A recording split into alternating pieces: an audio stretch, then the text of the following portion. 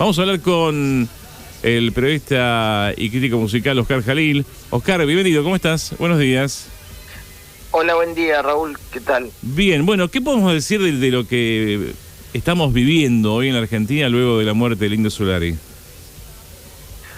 Y en estos tiempos que son bastante efímeros, ¿no? Que todo pasa tan rápido, es algo increíble que alguien haya detenido el país, ¿no? Uh-huh. Me parece que ayer se detuvo el tiempo conocido, y para fanáticos y para detractores, bueno, no había otro tema que el Indio Solari. Uh-huh. Y bueno, eso habla de alguien con una trascendencia enorme, alguien que me parece ayer ingresó a ese ámbito bastante restringido que es el paso a la inmortalidad, ¿no? A veces nos referimos a esa situación cuando hablamos de próceres, ¿no? Claro. Bueno, y el Indio me parece que es un prócer de la cultura popular argentina. Uh-huh.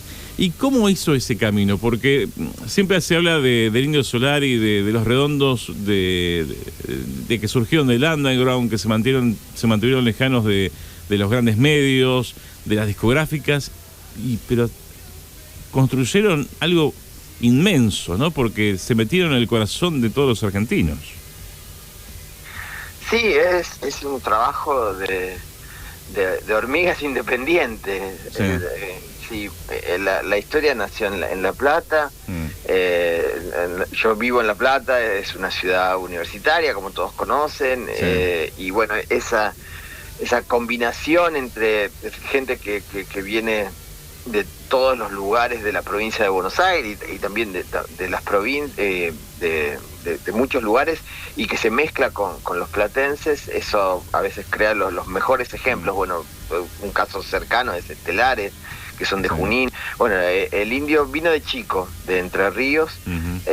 Igual estudió acá, hizo la escuela primaria y la secundaria, y bueno, se relacionó con otros músicos como Sky Bellinson, y ahí se forman en plena dictadura el primer núcleo creativo, que era un grupo interdisciplinario. Ahí no brillaba tanto el Indio, más allá de que era el cantante, era mucha gente sobre el escenario, y proponían algo cercano a un happening. Y eso en plena dictadura era realmente ser un grupo de personas valientes, ¿no? Porque había bailarinas con pocas ropas, cosas que no se veían en lo que era por aquella época un circuito muy chiquito de rock, ¿no? Uh-huh. Lo que conocíamos acá en La Plata era cada vez que venía una banda de Buenos Aires, pero había muy pocos grupos.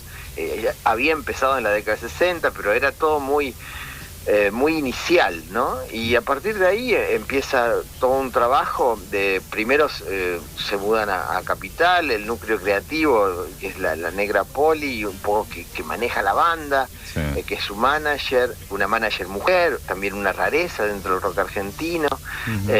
Y Sky Bellinson y el Indio Solari junto a otros músicos empiezan a hacer todo ese recorrido del underground, de los primeros pubs, de los primeros lugares chicos para tocar, pequeños teatros, y se va creando como una especie de un boca a boca que cuenta, hay que ver esta banda que no se parece a ninguna otra del circuito. Uh-huh. Por aquella época, principios de la década del 80, todavía dominaba el rock progresivo, el jazz rock, recién arrancaba Virus, Los Abuelos de la Nada. Y bueno, ya cuando volvió la democracia fue distinto, pero los Redondos seguían manteniendo su independencia. Hay lemas que funcionan con ellos, que es solos y de noche, ¿no? Sí. No compartían fechas con otras bandas, y cuando las compartieron el Indio no quiso cantar, ¿no? Uh-huh. Y por eso una vez cantó Luca Prodan acá en La Plata, en el Polideportivo en el 82, reemplazando al Indio, y otras veces Horacio Fontova. Y ahí empieza un recorrido muy de a poco, ¿no? Y también manteniendo esa independencia. En la década del 80, como en los 70, si vos no estabas en una compañía discográfica, que eran por lo general multinacionales, uh-huh, o franquicias de empresas de afuera, no podías grabar un disco, era imposible, no se podía fabricar un vinilo. Uh-huh. Y bueno, los Redondos lo lograron con la ayuda de de Mía, que era como una especie de comunidad que también habían sacado su disco independiente, y sacan su disco, y el primero es Gulp, donde en el 84 hacían las tapas a mano y las distribuían ellos en las disquerías de gente amiga, ¿no? De Capital, de La Plata, de algunos otros lugares. Y bueno, y empezaron a tocar, y ahí se generó cierta bola en el under, y bueno, fue la primera banda también que denunciaba, sino decía, che, muchachos, la Primavera Democrática está buenísima, pero la gente no tiene un mango, está mal, hay inflación, hay represión todavía, hay mucha mano de obra desocupada de la policía y de las Fuerzas Armadas, seguían las racias, seguía el gatillo fácil. Bueno, de todo eso habla los primeros discos de Los Redondos. Y bueno, ya después, a partir de Un Bayón para el Ojo Idiota, ya pasan a tocar en teatros, en estadios para 5.000 personas, y bueno, y ese crecimiento no va a parar hasta llegar a River. Claro, impresionante, un camino que estaba pensando en este relato que hacías, eligieron el camino más largo, ¿no? Digamos, porque tal vez esperar que alguien sea contratado por una discográfica es el camino más corto, ¿no? En este caso, construyeron su propuesta de otra manera. Me parece que inventaron el camino. Porque ese camino no lo había recorrido nadie. Entonces, a partir de bueno, como inventaban los lugares para tocar, también, sino en ciertos momentos, si vos no tocabas en, qué sé yo, en clubes de básquet acá en La Plata, como es Atenas, o otros, o en obras sanitarias, o los teatros, no había forma. Y bueno, ellos a veces tocaban en lugares bastante raros, ¿no? Y me parece que también lo hicieron para tener el control de la obra. Claro. Y ellos manejar de principio a fin, desde que componían la canción hasta que la grababan y la presentaban en vivo, todo ese recorrido era manejado desde una independencia absoluta y que no se transaba con nadie. Y después ya cuando eran famosos o conocidos, porque todo el mundo empezaba a hablar, porque era una banda que llenaba lugares grandes, tampoco nunca fueron a la televisión, lo que eso significa, ¿no? Es como un dogma que impusieron Los Redondos en su historia, y imagínate que, no sé, hacer una entrevista televisiva, no, nunca estuvieron en la tele. Claro. Y se negaban a estar en la tele. Entonces también hay una posición ideológica, ¿no? De no transar con los más media, así se llamaban por aquella época, para que no te cambien las frases, no te manejen, no sé, y es un camino elegido y muy respetable, y tal vez ahora se empieza a conocer un poco más, pero bueno, eso es el fundamento también. Ni hablar de lo que proponía la música, de lo que generaba. Hoy escuchaba a un amigo que adoro, periodista, y un poco yo estoy en el periodismo por él, que es Alfredo Rosso, y decía, bueno, Los Redondos era un refugio espiritual para mucha gente. Y bueno, eso es lo que se está viendo, me parece, con todas esas imágenes en Plaza de Mayo. Acá en La Plata se juntó mucha gente en 7:49, que es como 7:50, que es el lugar donde, no sé, cuando gana, no sé, Gimnasia de Estudiantes y un clásico, todo el mundo va ahí, o cuando se festeja la Copa del Mundo, las Copas del Mundo, la gente se junta ahí. Bueno, ayer estuvieron durante horas cantando las canciones de Los Redondos, lo mismo que pasó en Plaza de Mayo y en otros lugares, en Mar del Plata yo veía imágenes. Bueno, el fenómeno se explica por ese lado, me parece. Sí, es un fenómeno popular.